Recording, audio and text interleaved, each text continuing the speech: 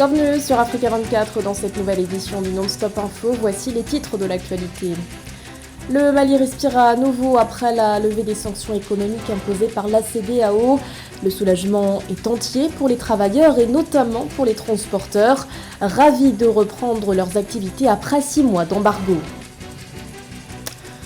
La transition énergétique est en marche au Nigeria. Les entreprises évoluant dans les énergies renouvelables constatent une hausse de la demande, notamment dans le secteur de l'énergie solaire.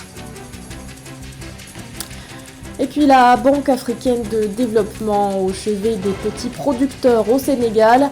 L'institution a accordé au pays un prêt de 121 millions d'euros pour la mise en œuvre d'un programme agricole d'urgence à l'heure où sa sécurité alimentaire se retrouve menacée par le conflit en Ukraine.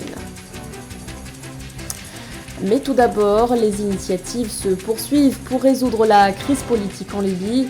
Outre les Nations Unies, l'Union africaine est elle aussi à la manœuvre.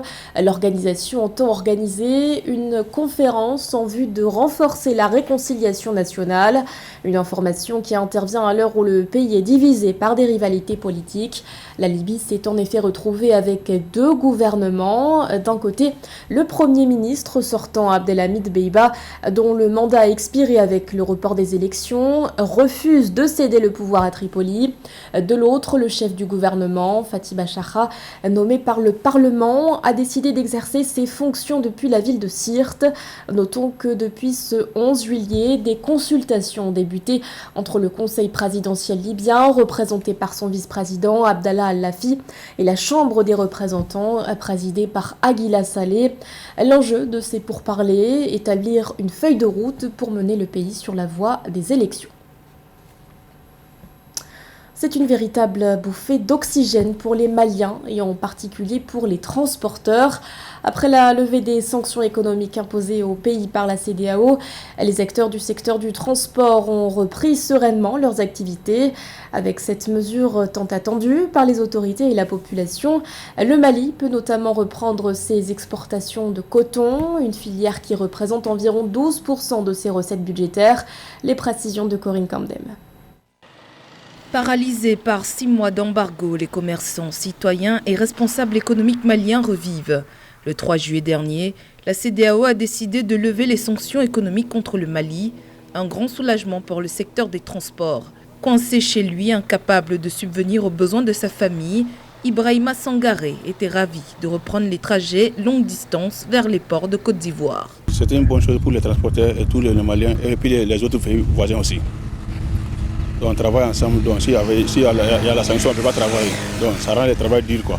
Mais comme les sanctions sont déjà enlevées, donc on commence à travailler, bon vraiment on a la joie de passer sur la route ici. Sans sanction, le Mali peut relancer les exportations de coton et d'or, principaux moteurs économiques.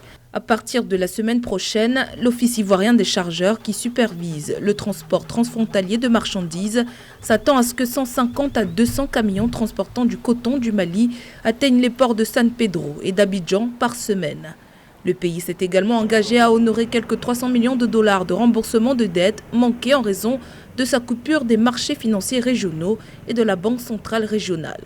C'est une très bonne nouvelle pour nous. Parce que nous souffrons, les camions maliens viennent, ils sont sur nous. Faites un parti. On ne peut pas venir forcer la frontière pendant que c'est l'État de Côte d'Ivoire qui a fermé. Maintenant, quand c'est ouvert, on les envoie. Quand on a pris la nouvelle, vraiment, on était contents. Les sanctions de la CEDEAO n'ont même pas permis que les camions puissent arriver ici. Parce que le coton était vraiment touché par ces sanctions-là. Mais présentement, à l'heure où je suis en train de vous parler, il y a une quantité importante de camions qui sont en train de charger. Il y a d'autres même qui sont déjà à Pogo en préparation pour descendre sur nos différents ports. Les fermetures de frontières faisaient partie des sanctions sévères imposées en janvier par la CEDEAO après que le gouvernement intérimaire dirigé par l'armée malienne a déclaré qu'il prévoyait de prolonger son règne et de retarder les élections démocratiques après le coup d'État de mai 2021. Le Mali, pays enclavé, est essentiellement dépendant des échanges routiers avec ses voisins ouest-africains pour son approvisionnement. L'embargo de 6 mois a gravement affecté l'économie nationale déjà en crise. Dans un récent rapport, l'ONU a revu à la baisse ses estimations de croissance du produit intérieur brut malien de 5,3% à 3,4% pour 2022 et une détérioration des conditions de vie au Mali, dont les importations proviennent à environ 42% des pays ouest-africains. À l'heure où la problématique du réchauffement climatique est au centre des préoccupations, le Nigeria se tourne davantage vers les énergies renouvelables. Les entreprises opérant dans ce secteur, et notamment celui relatif à l'énergie solaire, constatent une augmentation de la demande. Une demande qui se heurte cependant au défi de l'approvisionnement. Les détails avec Corinne Camdem. Confronté à un boom démographique qui a fait monter en flèche les émissions de carbone et mené le système national d'alimentation électrique au point de rupture, le Nigeria, riche en pétrole, se tourne massivement vers les énergies renouvelables. Ces dernières années, les entreprises dans le domaine de l'énergie solaire notamment enregistrent une augmentation de la demande, une demande qui a par ailleurs explosé après l'invasion de l'Ukraine par la Russie. Il y a eu une croissance accrue de la demande, je pense, vraiment motivée par la flambée des prix du diesel cette année. Nous avons vu les prix du diesel passer d'environ 360 naira à 800 naira le litre à certains endroits. À peu près à la même période l'année dernière, il était à 250 naira. Aujourd'hui, c'est au moins 3 fois ce qu'il valait à l'époque. La plus grande économie d'Afrique, avec une population de plus de 200 millions d'habitants, dispose d'un réseau national sclérosé de 4000 mégawatts en pointe, laissant les entreprises et les citoyens fortement dépendants des générateurs électriques diesel. Cette augmentation de la demande en énergie solaire provient en particulier des fabricants qui, dans le passé, auraient préféré gérer leurs activités avec des générateurs diesel. Ces derniers tentent aujourd'hui de réduire les coûts en raison de la montée en flèche du coût du diesel. Le prix du diesel non subventionné, comme l'essence, a presque triplé pour atteindre 800 naira le litre. Nous sommes au début de ce qui n'est rien de moins qu'une révolution énergétique consistant à se tourner vers davantage d'énergie renouvelable. Mais il est également important de savoir que ce ne sera jamais uniquement le solaire. Nous devons trouver un mélange intelligent entre le solaire et d'autres sources d'énergie. Dans un pays où la pénétration de l'énergie solaire est estimée à moins de 2%, la perception était que l'énergie solaire n'était pas adaptée à une utilisation à grande échelle selon les industriels. Cette vision est aujourd'hui en train de changer. Le marché est prometteur, mais pas sans risque. Des entreprises comme Daystar, l'un des plus grands de l'industrie, font face à des contraintes d'approvisionnement qui pourraient également entraver leur capacité à capitaliser sur la tendance.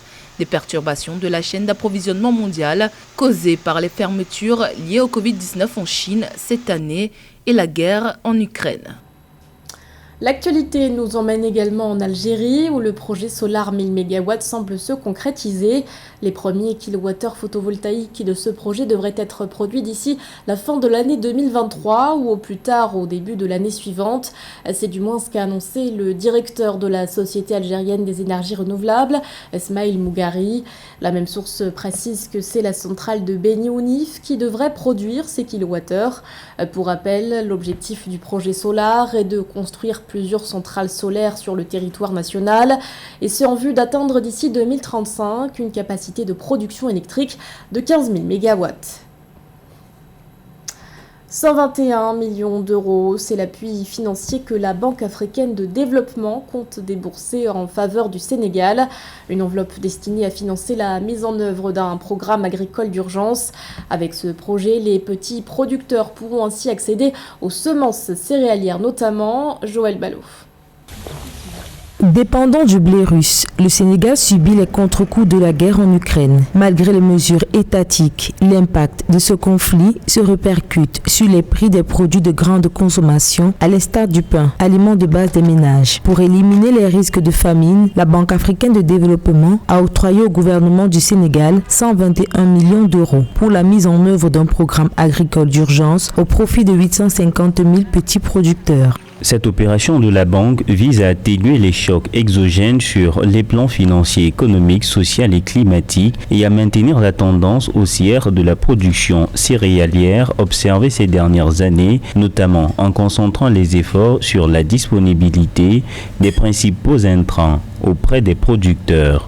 Grâce au programme agricole d'urgence, c'est 7 000 tonnes de semences céréalières, 3 000 tonnes de semences de niébé et 15 000 tonnes de semences de pommes de terre qui seront bénéfiques aux producteurs. L'objectif est de produire 38 millions de tonnes de nourriture supplémentaire d'une valeur de 12 milliards de dollars pour les 2 prochaines années. Il sera donc peut-être important dans un premier temps de sélectionner un matériel végétal ou si vous voulez des semences de qualité adaptées à l'environnement capables de donner des rendements acceptables sinon élevés. les multiplier massivement, les rendre disponibles et accessibles par l'ensemble des petits exploitants. Ceci dans le but non seulement d'augmenter les superficies cultivées, mais aussi les rendements pour une production, toutes les autres conditions étant bien entendu réunies, qui permettra de surmonter efficacement la crise alimentaire. Au Sénégal, le riz, le mil, le sorgho et le maïs constituent la base de l'alimentation des ménages. Aussi, afin de soutenir la production locale, le gouvernement a procédé à la réduction des prix des denrées alimentaires, un premier pas vers une sortie de crise. Dans le reste de l'actualité, une future réunion sur la restructuration de la dette éthiopienne. Une information donnée par l'agence Reuters qui précise que la réunion du comité des créanciers de l'Éthiopie, coprésidée par la Chine et la France, se tiendra le 18 juillet prochain. Ce comité avait déjà effectué une réunion de ce type en septembre 2021. Mais l'application des résolutions prises durant cette session s'est heurtée au conflit au Tigré, une crise qui a débuté en 2020 et qui s'est étendue aux régions voisines de l'Afar et de l'Amara, notamment aggravant ainsi la crise alimentaire dans la zone. Avec la mise en place d'une trêve humanitaire au Tigré, le climat semble désormais plus propice à la prise de nouvelles décisions. L'actualité sportive à présent avec un point sur la CAN féminine qui se joue actuellement au Maroc. Et pour en parler, nous recevons sur ce plateau notre journaliste sportif José Douglas. Bienvenue. Bonjour Kamesh. José, après cette première phase de poule, peut-on déjà désigner un 11 type de cette CAN féminine? Oui, la CAF a en effet publié ce 11 type de la Coupe d'Afrique des Nations. À l'issue de la phase de groupe, la sélection a été réalisée par les membres du groupe d'études techniques de la CAF, dont l'objectif est d'analyser le jeu dans sa profondeur. Alors, la gardienne sud-africaine Andile Dlamini a été sélectionnée comme meilleure gardienne du tournoi. Pour l'instant, la défense centrale, avec la Nigérienne aussi Nashi Oaele et la Zambienne Lushumo Mwamba, les latérales, eh bien, nous retrouvons Samia Aouni de la Tunisie et la Marocaine Zineb Redouane. Pour le milieu de terrain maintenant, Kamesh, la capitaine marocaine Gislan Chebak, meilleure buteuse du tournoi, avec 3 buts à ce jour, ainsi que la capitaine sud-africaine Jane Refiole.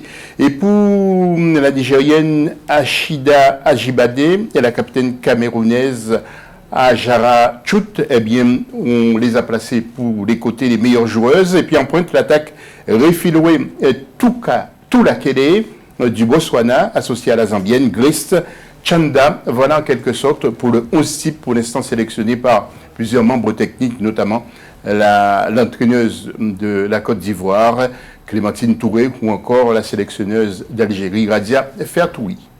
Un point à présent sur ces quarts de finale et les affiches, ainsi que quelques échos que vous avez pu recueillir. Oui, pour ces quarts de finale, alors regardez, pour ce mercredi, nous aurons 2 matchs avec Zambie-Sénégal à 18h GMT et à 21h GMT, Maroc contre le Botswana. Et puis pour ce jeudi 14, Cameroun-Nigeria, un énorme choc et des retrouvailles en quelque sorte, nous y reviendrons tout à l'heure. Et à 21h, il y aura Afrique du Sud contre la Tunisie.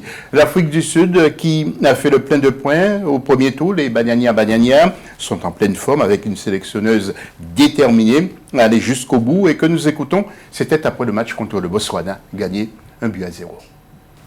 Si vous avez remarqué, j'ai fait 5 changements pour m'assurer que toutes les joueuses du groupe ont du temps de jeu. On voulait s'assurer d'avoir les 3 points, rester en tête, mais aussi avoir de la fraîcheur pour le prochain tour. Nous allons célébrer cette victoire aujourd'hui, mais nous allons bien préparer le prochain match. Nous le savons, il n'y a pas de seconde chance au 2e tour, donc il faut être prête. Et puis le sélectionneur des Lions indomptables est lucide et conscient que si les résultats ne sont pas bons et à la hauteur de ce que souhaitent les dirigeants camerounais, cela peut avoir des conséquences sur son avenir. Nous écoutons le sélectionneur camerounais.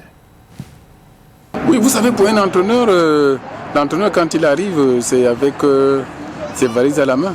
Ça, c'est déjà ça de l'entraîneur de foot. Mais vous n'êtes pas sans ignorer que la durée d'un entraîneur à la tête d'une sélection, c'est les résultats. Donc, il faut que j'ai les résultats si je veux espérer, n'est-ce pas, rester le plus longtemps possible.